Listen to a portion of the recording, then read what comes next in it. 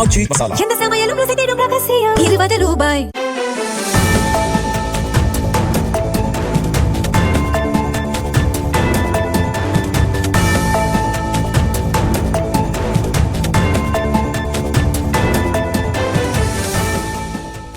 மகாராஷ்டிராவின் கிழக்கு விதர்பா முதல் தெலங்கானா ஆந்திர பகுதிகள் வழியாக தமிழகம் வரை ஒரு வளிமண்டல காற்றழுத்த தாழ்வு பாதை நிலவுகிறது.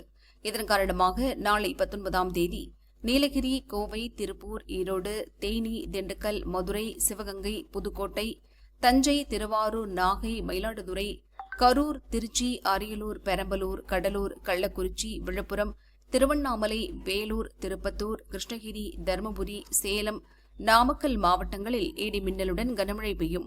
மணிக்கு 50 கிலோமீட்டர் வேகத்தில் காற்று வீசும். புதுச்சேரி, காரைக்காலிலும் நாளை கனமழை பெய்ய வாய்ப்புள்ளதாக வானிலை ஆய்வு மையம் அறிவித்துள்ளது. சென்னை புறநகர் பகுதிகளில் வானம் மேகமூட்டத்துடன் காணப்படும். அதிகபட்சமாக 36 to 37 டிகிரி செல்சியஸ், குறைந்தபட்சமாக 29 டிகிரி செல்சியஸ் வெப்பம் பதிவாக வாய்ப்புள்ளது.